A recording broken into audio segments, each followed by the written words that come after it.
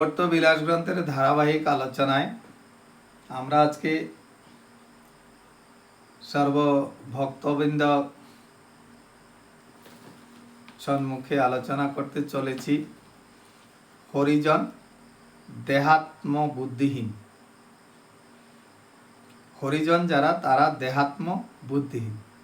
এই দেহ আমার, আমি এই দেহে, আমার দেহ, এই দেহাত্ম বুদ্ধিহীন হয়।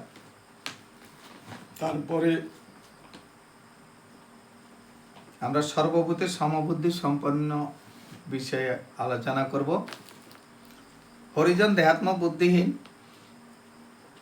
অজ্ঞান কর্ম বর্ণাশ্রম দেহের স্বভাব,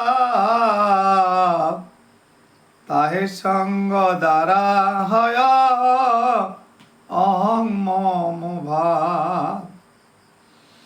দেহ সত্ত্বে অহং মম ভাব নাহি যার, হরি প্রিয় জন তিহ কর বিচার।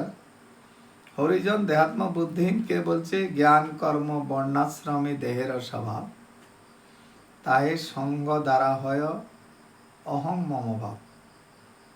তাহলে জ্ঞান দ্বারা, কর্ম দ্বারা এবং বর্ণাশ্রম, চারি বর্ণাশ্রমে এবং এই দেহের স্বভাবকে নিয়ে, দেহের স্বভাব হলো সেই ষড়রূপেও বশীভূত হয়ে করা কর্মকে নিয়ে যদি আমরা কৃষ্ণ ভজন করি বা এই সংসারে জীবন ব্যতীত করি, তাহলে সদা সর্বদা আমাদের মনে অহং ভাব থাকবে। তাহলে শর্ত দেহে, দেহ শর্তে অহং মম ভাব নাহি যার। এই দেহ সত্য, এই দেহ কার, আমি কার, কে আমার। তাই কবির দাস কৃষ্ণ ভক্ত বলেছেন এই দেহ কার, বলেছেন তেরা সাই তুজ মে হে जो বহুপন মে বাস। বলছে আমাদের আত্মারূপী পরমাত্মা, আত্মারূপী পরমাত্মার এই দেহে অধিষ্ঠান। তাহলে আমার কেউ না, আমিও কার না।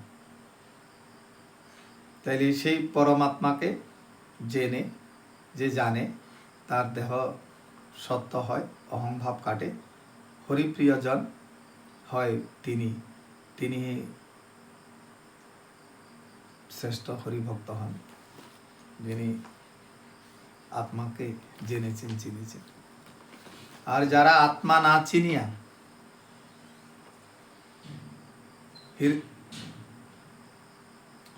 হরিণে মৃগ জন্মে নাভিতে, সেই নাভির সুগন্ধে হরিণ, সুগন্ধে মূর্খ হরিণ সে বিচরণ করতে থাকে এবং শেষ পর্যন্ত সে হিংস্র মাংসাহারী পশুর ভক্ষণ হয়। আমরাও যে মূর্খ হরিণের মতো ভগবানকে খুঁজতে থাকি, তাহলে পাওয়া যাবে না। বলছে আত্মারূপী পরমাত্মা। তাইলে আত্মা সাধনে আমাদের শ্রেষ্ঠ সাধন। আত্মাতেই পরমাত্মার স্বরূপ জেনে যে সাধন করে সে হরি প্রিয় ভক্ত, হরিভক্ত।